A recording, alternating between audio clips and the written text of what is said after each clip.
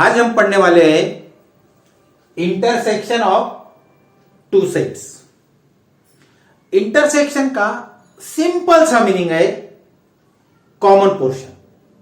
मान लो आप जिस घर में रहते हैं उस घर की एक दीवार और आपके बगल में पड़ोस में जो घर है उस घर की एक दीवार सेम है। इसका मतलब यह हुआ कि वह दीवार दोनों घरों का कॉमन पोर्शन है, तो हम इस दीवार को कहेंगे इंटरसेक्शन। तो यह दीवार बनी दोनों घरों का इंटरसेक्शन। और एक एग्जांपल हम लेते हैं, यह लाइन एल और यह लाइन एम, ये दोनों लाइन एक दूसरे को पॉइंट ए में कट करती है। पॉइंट ए लाइन एल पर है, पॉइंट ए लाइन एम पर भी है। पॉइंट ए के अलावा कोई भी पॉइंट लाइन एल पर और लाइन एम पर नहीं है। यानी कि पॉइंट ए के अलावा कोई भी ऐसा पॉइंट नहीं है जो लाइन एल और लाइन एम दोनों को कॉमन है। तो इसका मतलब यह हुआ कि पॉइंट ए लाइन एल और लाइन एम का कॉमन पोर्शन है। तो पॉइंट ए को हम कहेंगे लाइन एल और लाइन एम का इंटरसेक्शन। अब हम इंटरसेक्शन की डेफिनेशन देखते हैं। तो इंटरसेक्शन की डेफिनेशन है, if A and B are two sets then set of all elements which are common to both A and B is called intersection of set A and set B। यानी कि set ए और set B में जो भी element common है उसका अगर हम अलग सा सेट बनाते हैं तो उसे हम कहते हैं सेट ए और सेट बी का इंटरसेक्शन। अब हम यही डेफिनेशन सिंबॉलिक फॉर्म में कैसे लिखते हैं वो पढ़ने वाले हैं। सबसे पहले हमें लिखना है दोनों सेट्स का इंटरसेक्शन सिंबॉलिक फॉर्म में। तो पहले हम लिख लेते हैं सेट ए, बाद में लिखते हैं दूसरा सेट सेट बी। दोनों के बीच हमने थोड़ी जगह छोड़ दी है, वहां हम लिखने वाले हैं इंटरसेक्शन का सिंबल। तो हम वहां लिखते हैं इंटरसेक्शन का सिंबल उल्टा यू। अगर यू को हम उल्टा कर देते हैं तो वह बन जाता है इंटरसेक्शन का सिंबल। तो यह हुआ सेट ए और सेट बी का इंटरसेक्शन। इसे हम कैसे पढ़ते हैं, ए इंटरसेक्शन बी या ए इंटरसेक्शन विद बी। ए एक सेट है, बी भी एक सेट है, और दोनों सेट का जब हम इंटरसेक्शन लेते हैं तो वह भी एक सेट आता है। अब हमें इस इंटरसेक्शन में यानी कि इस सेट में कौन कौन से एलिमेंट आते हैं वह लिखने हैं। हमें सेट ए में कौन से एलिमेंट है पता नहीं, सेट बी में कौन से एलिमेंट है वो भी पता नहीं। डेफिनेशन के अनुसार इस इंटरसेक्शन में जो भी एलिमेंट है वह सभी एलिमेंट सेट ए में भी होने चाहिए और सेट बी में भी होनी चाहिए। लेकिन सेट ए के एलिमेंट और सेट बी के एलिमेंट पता नहीं, तो हम इस इंटरसेक्शन में जितने भी एलिमेंट है, इस सेट में जितने भी एलिमेंट है, उन सभी एलिमेंट को प्रेजेंट करने वाला एक एलिमेंट हम लेने वाले हैं स्मॉल एक्स। और हम लिखने वाले हैं कि ये एक्स कैसा होगा, एक्स की प्रॉपर्टी क्या होगी। एक्स के बाद हमने जो वर्टिकल बार लिखा है उसके बाद हम लिखने वाले हैं कि एक्स कैसा होगा, एक्स की प्रॉपर्टी क्या है। यानी कि इस इंटरसेक्शन में हम कौन कौन से एलिमेंट लेने वाले हैं। डेफिनेशन के अनुसार ये जो इंटरसेक्शन है वो क्या है, set of elements which are common to both A and B. यानी कि यह जो एलिमेंट है एक्स, यह एलिमेंट ए में भी होना चाहिए और बी में भी होना चाहिए। यानी कि एक्स ए और बी दोनों को कॉमन होना चाहिए। तो हम इस वर्टिकल बार के बाद हम प्रॉपर्टी लिखने वाले कि एक्स कैसा है। तो एक्स कैसा है, एक्स ए में होना चाहिए। तो सिंबॉलिक फॉर्म में हम कैसे लिखते हैं, x belongs to A. X B में भी होना चाहिए, तो हम लिखते हैं एक्स बिलोंग्स टू बी। एक बात ध्यान में रखनी है, एलिमेंट एक्स ए में भी होना चाहिए, एलिमेंट एक्स बी में भी होना चाहिए। अगर एलिमेंट एक्स ए में है और बी में नहीं है तो नहीं चलेगा, एलिमेंट एक्स बी में है और ए में नहीं है तो भी नहीं चलेगा। तो एलिमेंट एक्स ए में और बी में दोनों में होना चाहिए। तो हमें एक्स बिलोंग्स टू ए और एक्स बिलोंग्स टू बी, इन दोनों के बीच हमें लिखना है एंड या तो कॉमा। एंड या तो कॉमा हम लिखते हैं तो उसका मतलब यह होता है कि दोनों कंडीशन सेटिस्फाई होनी चाहिए। तो इस तरह हमने जो एलिमेंट यहां लिखे हैं तो वह एलिमेंट हम कर्ली ब्रैकेट से क्लोज कर देते हैं। इस तरह हम दो सेट्स का इंटरसेक्शन सिंबॉलिक फॉर्म में लिख सकते हैं। अब हम यह सिंबॉलिक फॉर्म रीड भी कर सकते हैं। A intersection B is a set of elements x such that x belongs to A and x belongs to B. अब हम अलग अलग टाइप के जो इंटरसेक्शन है उनके एग्जांपल्स पढ़ने वाले हैं। फर्स्ट टाइप का एग्जांपल हम पढ़ने वाले हैं। Set S is equal to 2, 4, 6, 8, 10 and 12। Set T लेते हैं, उसमें एलिमेंट है 3, 6, 9 और 12। अब हमें सेट एस और सेट टी का इंटरसेक्शन लेना है। पहले लिखते हैं एस, बाद में लिखते हैं टी और दोनों के बीच हम सिंबल लिखते हैं इंटरसेक्शन का उल्टा यू। अब हमें एस इंटरसेक्शन टी लिखना है। इसमें हम कौन से एलिमेंट लेने वाले हैं? जो एलिमेंट सेट एस में भी है और सेट टी में भी है।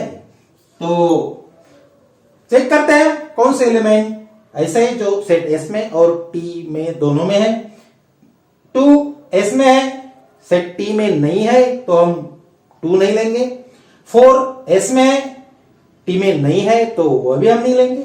6 एस में है और टी में भी है तो वह हम लेने वाले हैं 6। 8 सेट एस में है, सेट टी में नहीं है तो हम नहीं लेंगे। 8 सेट एस में है, टी में नहीं है। 10 सेट एस में है, टी में नहीं है तो 8 भी नहीं लेंगे, 10 भी लेंगे। और 12 सेट एस में है, टी में भी है तो हम 12 लेने वाले हैं। तो इस तरह हमारा बन गया एस इंटरसेक्शन टी। यही इंटरसेक्शन हम वेन डायग्राम से भी दिखा सकते हैं। इसके लिए हमने थोड़ी जगह छोड़ दी है, बाद में हम वेन डायग्राम भी निकालने वाले हैं।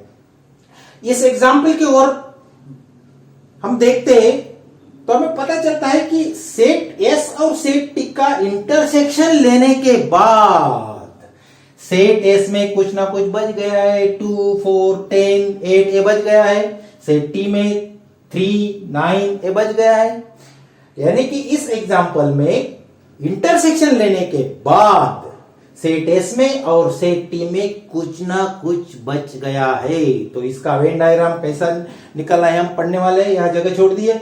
अब दूसरा एग्जाम्पल हम लेने वाले हैं, दूसरे टाइप का एग्जाम्पल है ये। सेट पी, उसमें एलिमेंट है स्मॉल टी, स्मॉल ई और स्मॉल ए। और सेट क्यू में एलिमेंट है small N, small I, small L और स्मॉल के। अब हमें इन दोनों सेट्स का इंटरसेक्शन लेना है। तो पहले हम लिखते हैं P, बाद में लिखते हैं Q, दोनों के बीच जगह छोड़ी है तो वहां लिख देते हैं उल्टा U, जो कि है इंटरसेक्शन का सिंबल। अब हमें सेट P और सेट Q दोनों में जो भी एलिमेंट कॉमन है वह या लिखने हैं। देखते हैं कौन कौन से एलिमेंट कॉमन है। T सेट P में है लेकिन Q में नहीं है तो नहीं लेने वाले। E सेट P में है, Q में नहीं है तो E भी नहीं लेंगे। A सेट P में है तो Q में है क्या? Q में भी नहीं है तो A भी नहीं लेंगे। इसका मतलब यह हुआ कि सेट P और सेट Q में ऐसा कोई भी एलिमेंट नहीं है जो दोनों के लिए कॉमन हो। तो इसका मतलब यह हुआ कि दोनों सेट्स का इंटरसेक्शन एम्प्टी है। इसे हम फाई से भी दिखा सकते हैं। फाई एम्प्टी सेट का सिंबल है। आप चाहे तो एम्प्टी सेट लिखो या तो फाई भी लिख सकते हो। इस एग्जाम्पल की ओर ध्यान देते हैं तो पता चलता है कि दोनों सेट्स में कोई भी कॉमन नहीं है, यानी कि कॉमन लेने के बाद पूरा का पूरा बच गया है, कोई कॉमन है ही नहीं। तो इस इंटरसेक्शन का वेन डायग्राम भी हम निकालने वाले, उसके लिए भी हम जगह छोड़ दिए। अब हम थर्ड टाइप का एग्जांपल लेते हैं इंटरसेक्शन का। थर्ड टाइप का एग्जांपल है J is equal to MANGO और सेट K में एलिमेंट है NAMOG।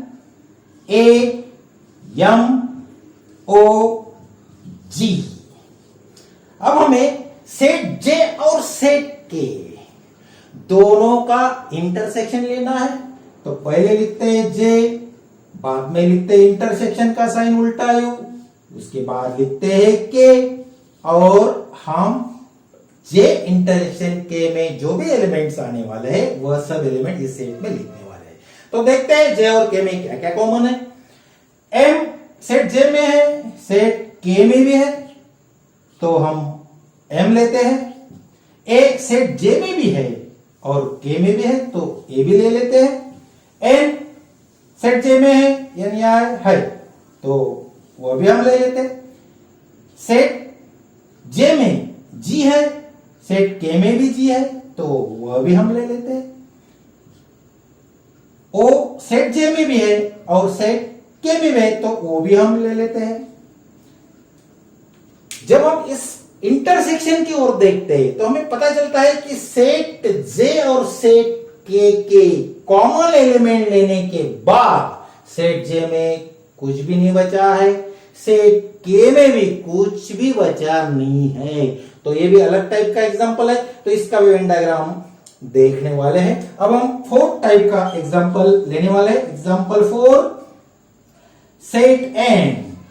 तो यहां हम कुछ नेचुरल नंबर ले लेते हैं 1 2 3 4 5 6 7 8 और 9 तक ले लेते हैं। और सेट N में हम कुछ प्राइम नंबर्स लेते हैं 2 3 5 7। अब हमें दोनों सेट्स का इंटरसेक्शन लेना है। पहले लिखते हैं M, बाद में उल्टा U यानी कि इंटरसेक्शन, बाद में N और हमें लिखना है M इंटरसेक्शन N, यानी कि दोनों के जो कॉमन एलिमेंट है वह सब एलिमेंट हमें इस सेट में लिखने हैं। तो 1 M में है, N में नहीं है तो 1 नहीं लेंगे। 2 सेट M में है, सेट N में भी है तो 2 हमने ले लिया। 3 M में है, N में भी है। 4 M में है, N में नहीं है तो वह हम नहीं लेंगे। 5 M में है, N में भी है तो ले लिया 5। 6 M में है लेकिन N में नहीं है तो नहीं लेना 6। 7 M में है, N में भी है तो ले लिया। 8 और 9 M में है, N में नहीं है तो वो हम नहीं लेंगे। तो इतने ही एलिमेंट आए हमारे M इंटरसेक्शन N में। जब हम इस एग्जांपल की ओर देखते, इस इंटरसेक्शन की ओर देखते, तो हमें पता चलता है कि M और N इन दोनों सेट में से कॉमन एलिमेंट निकालने के बाद, कॉमन एलिमेंट्स लेने के बाद सेट M में कुछ ना कुछ बच गया है, सेट N में कुछ भी बचा नहीं है। तो इसका भी वेन डायग्राम हम निकालने वाले हैं। अब हम चारों टाइप्स के जो इंटरसेक्शंस है उनके वेन डायग्राम्स ड्रॉ करने वाले हैं। जब भी हम किसी सेट का वेन डायग्राम ड्रॉ करते हैं तो कोई भी क्लोज फिगर हम ले सकते हैं, चाहे तो आप सर्कल लो, ट्रायंगल लो, पेंटागन लो, क्वाड्रिलेटरल लो, कुछ भी क्लोज फिगर हम सेट के लिए ले सकते हैं। एक सेट के लिए अगर आप सर्कल लेते हो तो दूसरे सेट के लिए आप ट्रायंगल भी ले सकते हैं, क्वाड्रिलेटरल भी ले सकते हैं, दोनों सेट के लिए सेम फिगर भी ले सकते हैं। तो हम यहां दोनों सेट्स के लिए सेम फिगर लेने वाले हैं, सर्कल। तो सेट एस हम सर्कल से डिनोट करने वाले हैं, सेट टी भी हम सर्कल से डिनोट करने वाले हैं।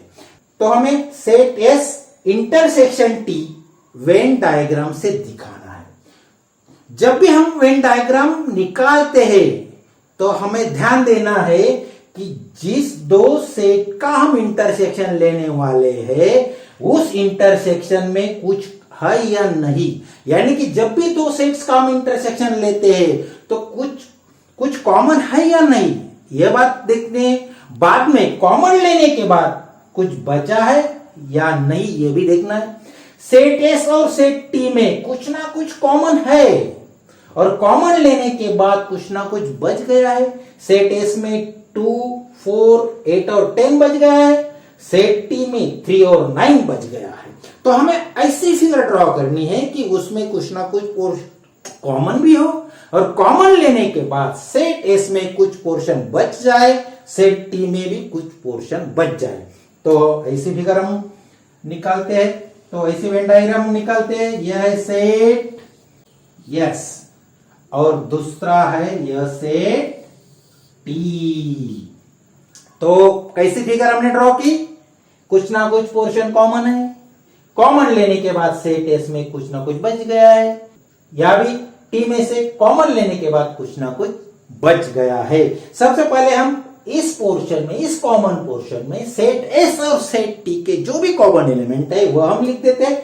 वो तो हमने लिखे या 6 और 12। एस में से 6 और 12 लेने के बाद क्या बचा है?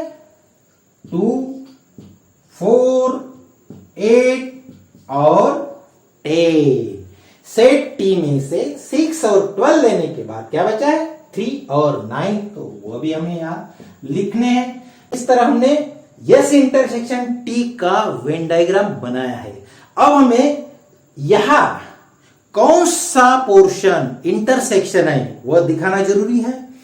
जो पोर्शन कॉमन है उसे हम इंटरसेक्शन कहते हैं। तो यह पोर्शन कॉमन है, तो जो पोर्शन कॉमन है वह हम शेडेड पोर्शन से दिखाने वाले। तो ये जो पोर्शन है यह पोर्शन हुआ हमारा यस और टी का इंटरसेक्शन। तो यहां में लिखना है यस इंटरसेक्शन टी। इस तरह हम फर्स्ट टाइप का जो इंटरसेक्शन है वह वेन डायग्राम से दिखा सकते हैं। अब हम सेकंड टाइप के एग्जाम्पल के लिए वेन डायग्राम ड्रॉ करने वाले हैं। सबसे पहले हमें देखना है दोनों सेट्स में कुछ पोर्शन कॉमन है या नहीं, या कोई भी कॉमन नहीं है, और कॉमन लेने के बाद क्या बचा है ये भी देखना है। तो कॉमन कुछ है ही नहीं तो पूरा का पूरा बच गया है। तो हमें वेन डायग्राम ऐसे निकालनी है कि उनमें कोई भी पोर्शन, सेट पी और सेट क्यू का कोई भी पोर्शन कॉमन नहीं होना चाहिए।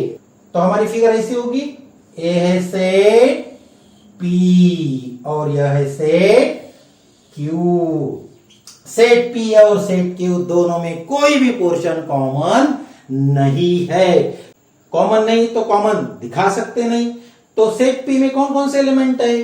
टी, ई, ए। सेट क्यू में कौन कौन से एलिमेंट है?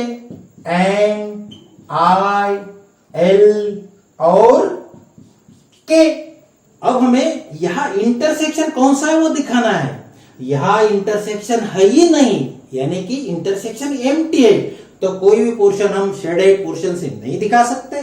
तो हम यहां लिखने वाले हैं P intersection Q is equal to 5। 5 लिख दो, नहीं तो ऐसा एम्प्टी सेट भी आप लिख सकते हो। अब हम थर्ड टाइप का एग्जांपल देखने वाले हैं। थर्ड टाइप में हमें देखना है, जब भी हम इंटरसेक्शन का वेन डायग्राम ड्रॉ करते हैं तो हमें दो बातें देखनी है। पहले तो देखना है कुछ ना कुछ कॉमन है या नहीं, और दूसरी बात कॉमन लेने के बाद कुछ बचा है या नहीं। सेट जे में जितने भी एलिमेंट है और सेट के में भी जितने भी एलिमेंट है सब के सब कॉमन है, और कॉमन लेने के बाद ना तो सेट जे में कुछ बचा है और ना सेट के में कुछ बचा है। तो इसका वेन डायग्राम कैसा निकाले? दोनों सेट में कोई भी बचा नहीं है, पूरा का पूरा पोर्शन कॉमन है। तो हमें ऐसा डायग्राम निकालना है कि जे और के सेट का पूरा पोर्शन कॉमन हो। तो कैसा हो? ये है सेट जे और यह है सेट के, ये लाल रंग से दिखा देते हैं सेट के हम, ये सेट के।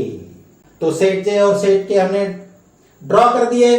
अब हमें लिखने हैं सेट जे के और सेट के एलिमेंट्स। पूरे के पूरे एलिमेंट कॉमन है तो पूरे के पूरे हम यहां लिख देते हैं।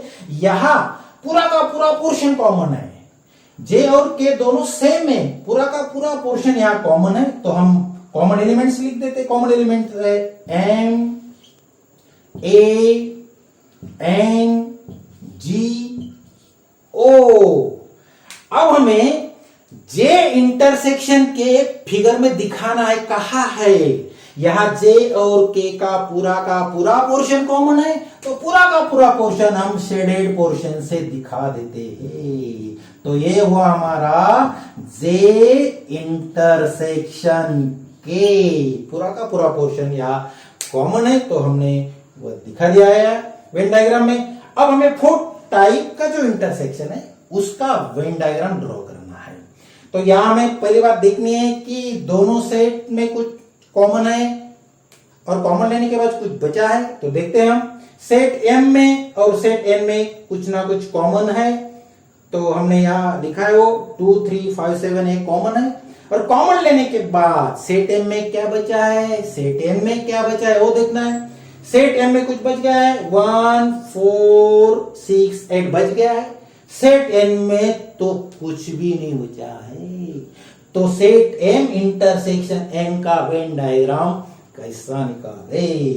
सेट एन में कुछ बचा नहीं है, पूरा का पूरा कॉमन है। सेट एम में कुछ बच गया है, तो इसका वेन डायग्राम कैसा होगा, ये हुआ तुम्हारा सेट एम और ये हुआ सेट एन। सेट एन में कौन से एलिमेंट है, 2, 3, 5, 7, 2, 3, 5, 7। यह पोर्शन एन में भी है और एम में भी है। इसका मतलब यह हुआ कि यह पोर्शन कॉमन है, दोनों को कॉमन है, इसलिए एम इंटरसेक्शन एन में जो भी एलिमेंट है 2, 3, 5, 7 वह सेट एन में आ गए। सेट एन में जो भी एलिमेंट है वह पूरे के पूरे एम में है, क्योंकि ये पूरा सेट एम है। सेट एन पूरा का पूरा एम में है, तो सेट एन के एलिमेंट सेट एम में आ गए। अब सेट एम में कौन से एलिमेंट बचे, 1, 4, 6, 8 और 9। इतने जो एलिमेंट बच गए थे सेट एम के वो भी हमने लिख लिए। अब सेट एम में पूरे एलिमेंट आ गए 1, 2, 3, 4, 5, 6, 7, 8, 9, 1, 2, 3, 4, 5, 6, 7, 8, 9। तो एम के भी पूरे एलिमेंट आ गए, एन के भी पूरे एलिमेंट आ गए। अब हमें दिखाना है एम इंटरसेक्शन एन, जो पोर्शन दोनों का कॉमन है वह इंटरसेक्शन। तो यहाँ यह पोर्शन दोनों का कॉमन है, तो हम वह शेडेड पोर्शन से दिखा देते हैं और यहाँ इंडिकेट करते हैं कि यह जो पोर्शन है यह हुआ तुम्हारा एम इंटरसेक्शन एन। इस तरह हमने आज पढ़ा definition of intersection of two sets, types of intersections of two sets और इन सभी टाइप्स के वेन डायग्राम कैसे ड्रॉ करें।